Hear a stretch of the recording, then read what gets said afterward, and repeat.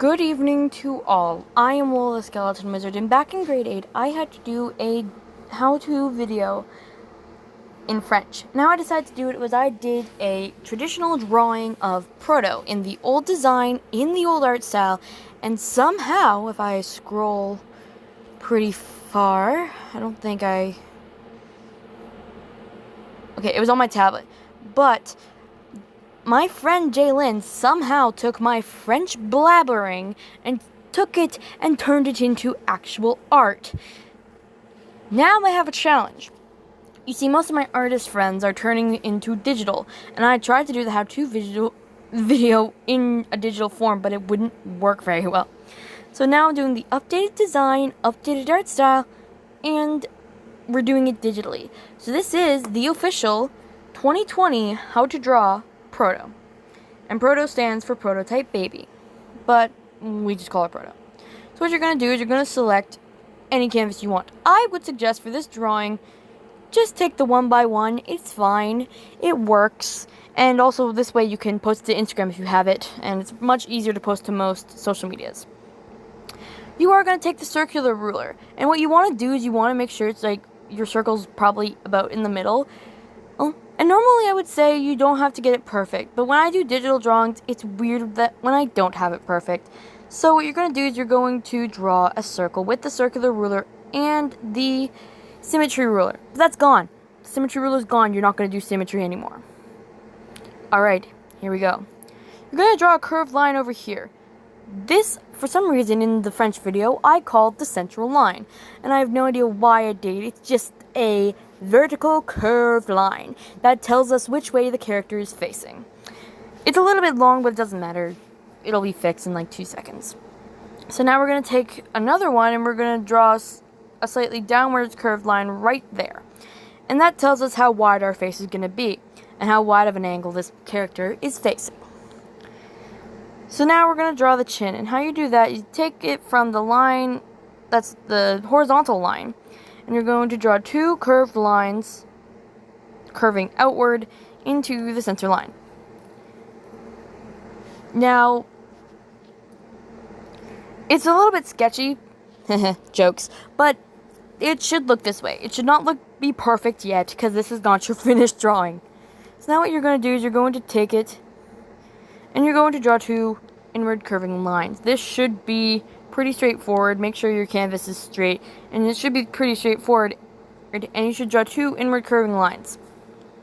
You're going to draw a semi-straight line there, probably more curved, and you're going to draw the start of what seems to be a curved triangle. By the way, the size of pen I use is normally 1.8, no matter what brush I use. But I'm using the felt tip pen hard, if you want to know. And I'm in Abyss, because I can't use anything else. You're going to draw an imperfect circle here, because shoulders don't need perfect circles. And you're going to draw a straight line, and kind of diagonally down. You're going to draw a half circle over here, and that's going to be the other shoulder. So this was all in your first layer. Second layer is where we get into the details. You're going to take another color, any color you want. You probably should change the opacity, whatever the word is, on the first layer to whatever you want. And now you're going to start drawing the details. So, first we're going to start with the hair. The hair is probably one of the main things that got changed. You're going to do 2 inward curving lines as such, but the one on this side is not going to quite be finished. And trust me, you can erase things as you go. You're going to take the end of that one and you're going to curve it inwards like that. And this one, well, you're going to do the same thing, except smaller, because, well, it's far away. This is what you call positioning. Actually, I forget what it's called. Perspective, that's what it's called. Why can't I remember that word? Anyways, how else do you describe pigtails, then draw pigtails? What you're going to do is you're going to draw these. And what these are is they are pigtails, but they're lower pigtails than the original version. If you watched the original video, which I never posted to YouTube, but if you were in my grade 8 French class, grade 7, 8 French class, you'll know what I'm talking about. She used to have really high pigtails, and yeah, that's been changed. So now you're going to draw the mouth, and the mouth is another thing that changed. So instead of what we did last time, we're going to actually change her. We're going to actually change what her thing is. She normally stands with this expression on her face. So what you're going to do is you're going to draw a curved line about there. And what you're going to do is you're going to draw lips. So these lips should not be right to the end. It should start kind of like a little bit down, because this kind of gives her her own look. So now you're going to draw a little circle nose here, an oval here, and an oval here. And those are her cheeks. Now we get into the fun part. Her eye patch. You have two options for her eye patch, my friends. And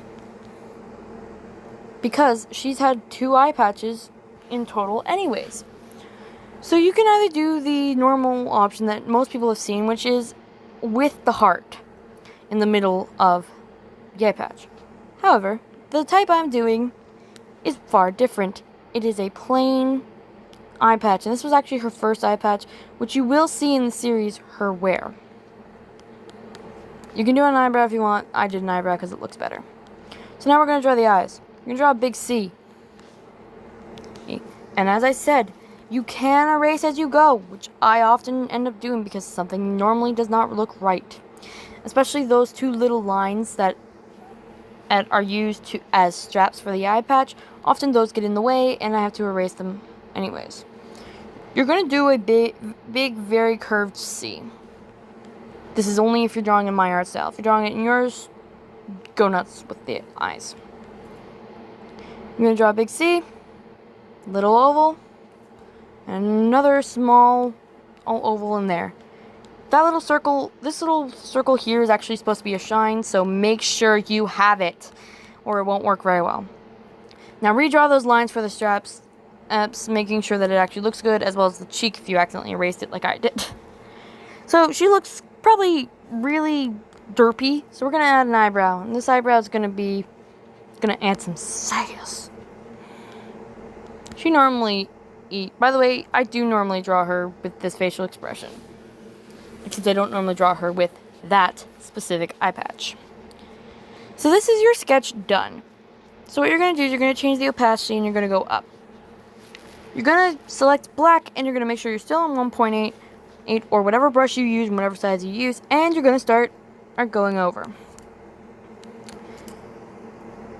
You can start wherever you want, but I just kind of go over everything. The only thing you do not want to go over is the two center line things. As well as there's one other thing that I do want to tell you to change, please and thank you, because it does not look right to me right now, so I will tell you what that is. So her face is a little bit thin. Let's make it a little bit more rounded, because that's how her real face looks. It's a little bit more rounded than what is in this drawing.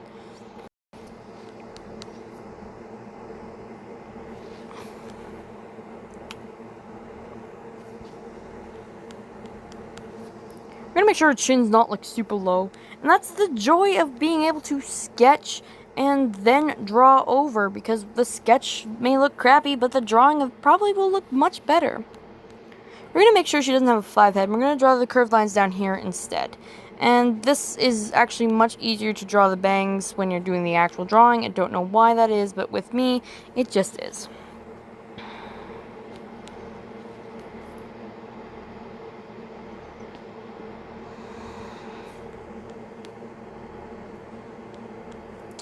For the eyes, it's actually pretty easy. You're literally just tracing right over it. You're doing this, and voila, your eye is done.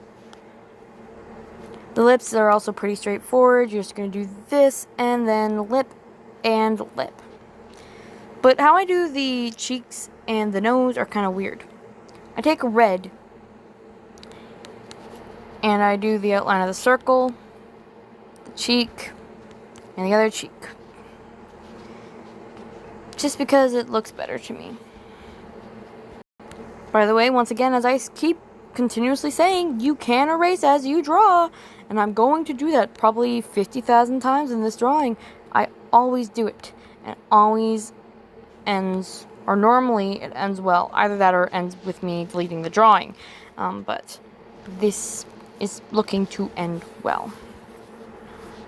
By the way, yes, I do use a stylus, me personally. But, yeah. Another glorious thing about when I draw versus when I am doing the sketch is I can make the neck look normal. Or more normal than did in that. I don't think she has that thick of a neck. And the shoulders can actually, you know, work as shoulders.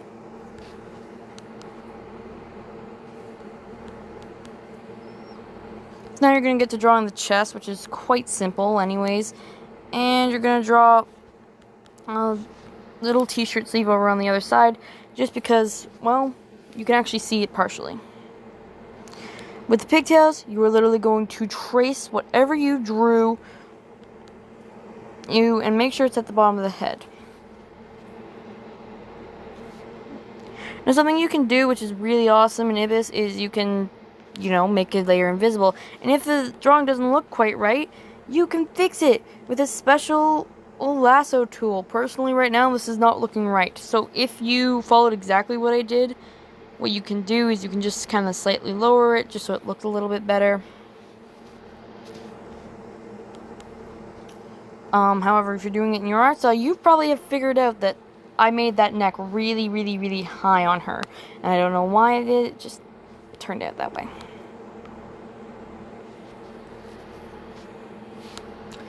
Also, you probably noticed that the bangs are looking a little bit odd there.